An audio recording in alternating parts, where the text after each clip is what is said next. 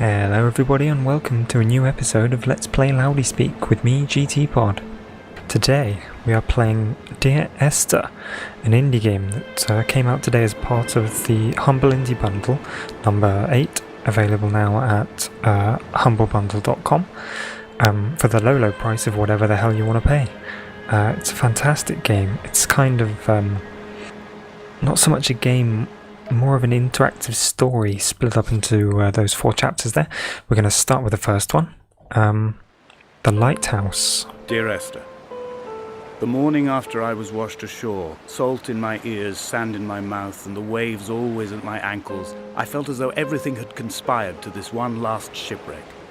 I remembered nothing but water, stones in my belly and my shoes, threatening to drag me under to where only the most listless of creatures swim. Poor man. Wow. Okay. So I guess this is how we start. We've got a narrator telling us what's happening, which is just as well because I can't understand a damn thing. What is this? We've got some kind of tower in the distance. We've got some islands over there. Did we come from there? Maybe. He said we're in the Hebrides, so I guess that's Scotland. Is it? I think. It must be. Shipwrecked old boat. Oh, we can move. Okay, WASD to move. Mouse to look around. Do we have a use button? Don't know. Oh. Use is zooming in. Mouse? Mouse is zooming in. Right mouse is also zooming in. Okay. I'm pretty sure we're limited to our movement controls. Oh! Gave me a flashlight. That came on by itself. Just as well. Oh, Jesus Christ. Old lighthouse is in a right old state. Ugh. Kind of scary. Okay, this has definitely got a horror twist to it that I was not aware of. Dirty old playing cards. What on earth was that? That was a door. Oh, I need a gun or a knife or something. Creaking. What the hell is this now? Oh my. The chemical, something or other. H's and C's and O's and whatnot. I'm not even going to pretend to know what it means. Oh wow. I guess this is where the noise was coming from. The old lighthouse tower. Oof.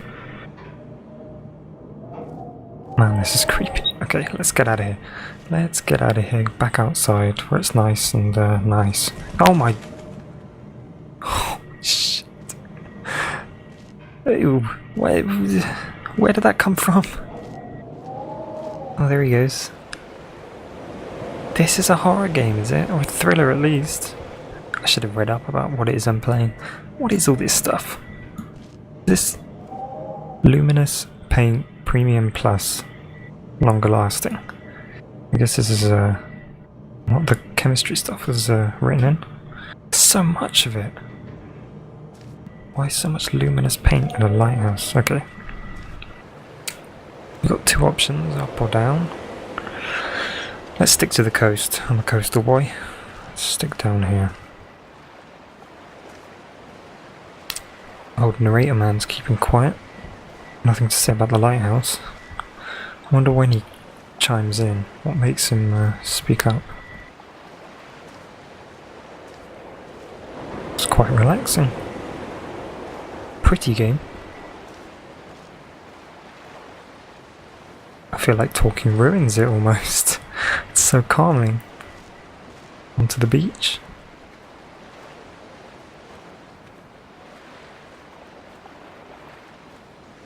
Just soak it all in. Relaxation.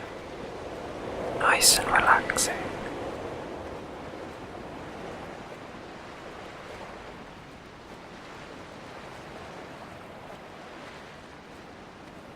There's nothing to see though.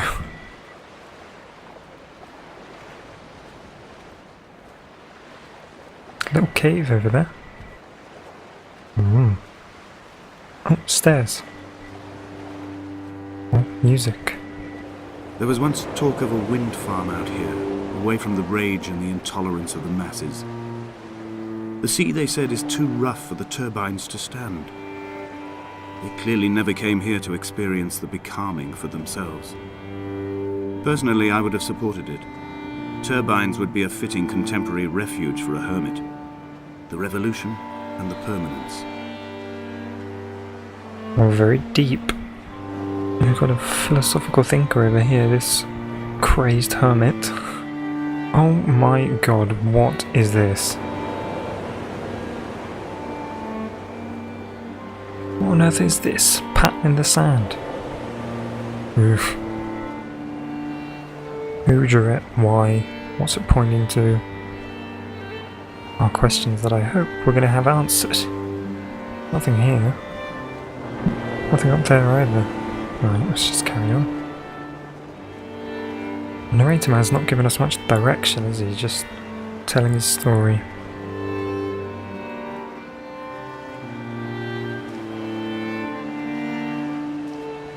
Dear Esther, I found myself to be as featureless as this ocean, as shallow and unoccupied as this bay, a listless wreck without identification. My rocks are these bones, and a careful fence to keep the precipice at bay. Shot through me caves, my forehead a mount. This aerial will transmit into me so. All overexposed, the nervous system, where Donnelly's boots and yours and mine still trample. I will carry a torch for you. I will leave it at the foot of my headstone. You will need it for the tunnels that carry me under. He's a maudlin old man. Maudlin old man, even. What's he talking about? Who's Donnelly? And who is Esther, even? His wife or girlfriend or something, surely. This looks like a dead end. So, that was great. He's leading us up the garden path, this narrator.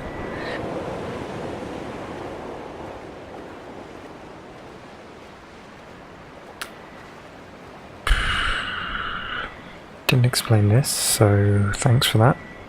Just leaving it behind now. Maybe there'll be more, he'll explain it later on. Or maybe he'll just keep telling his story.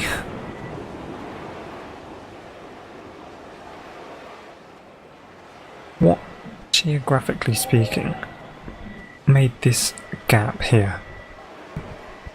When was the water ever that high? Whatever. It's my GCSE geography knowledge shining through. We must be up here, unless we're going to backtrack all the way back to the start, which I'm not.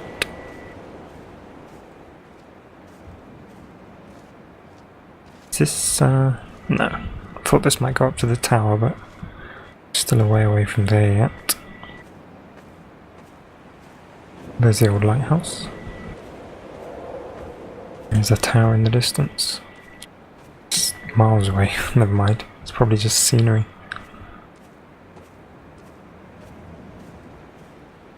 Donnelly's book had not been taken out from the library since 1974. I decided it would never be missed as I slipped it under my coat and avoided the librarian's gaze on the way out. Thief! If the subject matter is obscure, the writer's literary style is even more so. It is not the text of a stable or trustworthy reporter.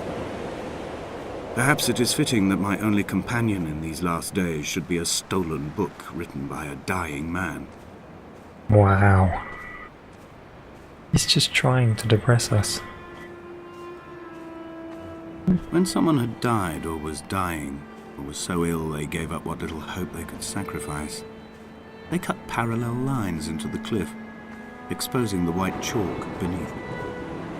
You could see them from the mainland or the fishing boat, and know to send aid or impose a cordon of protection, and wait a generation until whatever pestilence stalked the cliff paths died along with its hosts. My lines are just for this: to keep any would-be rescuers at bay.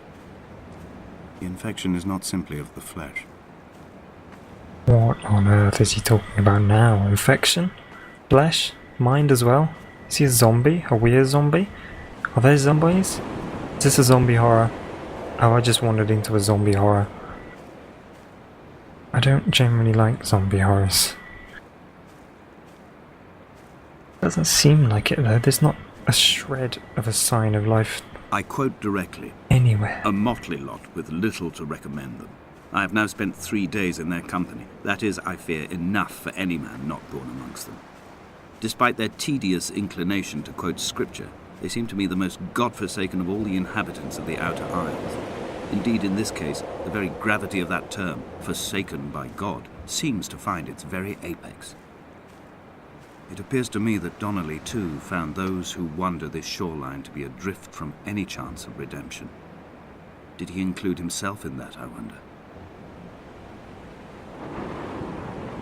Wow.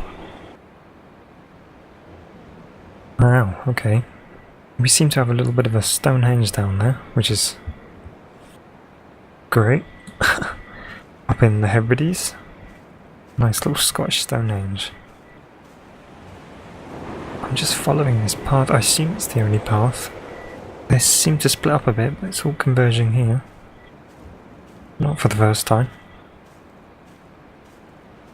Well, let's carry on. Oh, there's a boat over there. Look at that. It's a shipwreck. On a cave. Oh.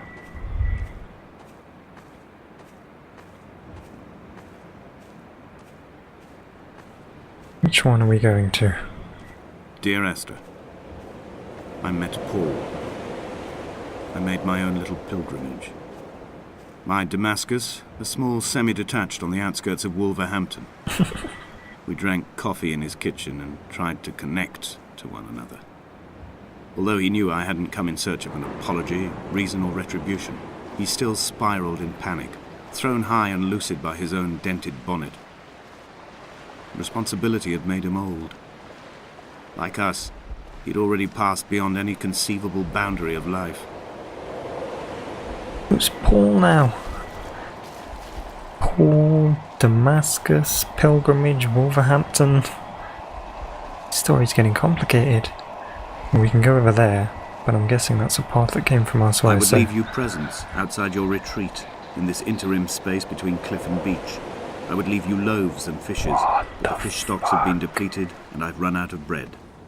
I would row you back to your homeland in a bottomless boat, but I fear we would both be driven mad by the chatter of the sea creatures. What is this now? More of the paint. Cave paint now. Letters. I guess I wrote these. Did I used to stay here? Wow. Look at this.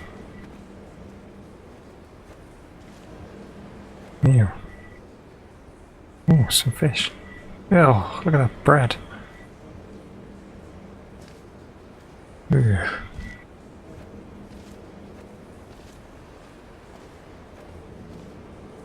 Wait.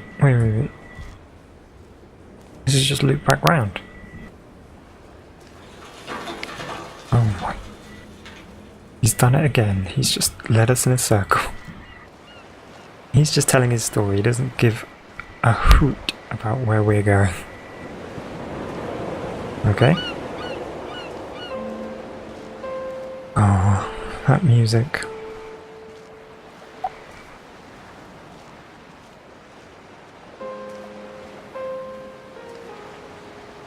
Oh, it's taking a turn.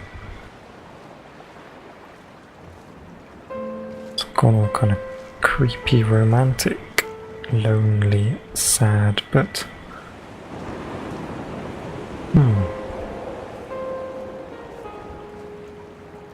Look at this shot of the tower in the distance. Maybe we are going there. Direction in this is amazing. Music and art.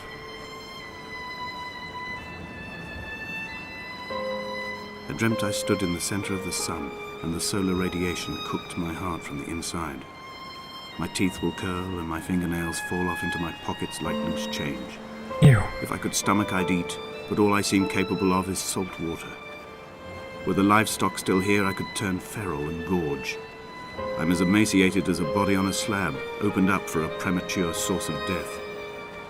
I've rowed to this island in a heart without a bottom, all the bacteria of my gut rising up to sing to me. Gross. So, is that us then? We're emaciated and dying.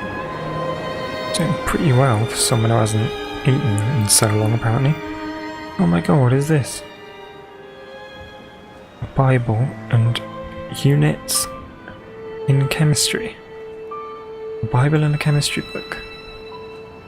And another chemical thingamajigamabob. As you can see, I'm a master scientist.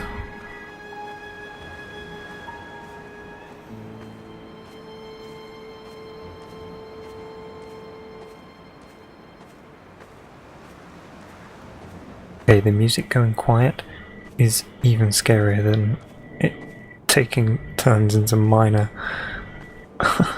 chords and whatnot. Oh, brilliant. Now it's just the wind. This is an ominous route.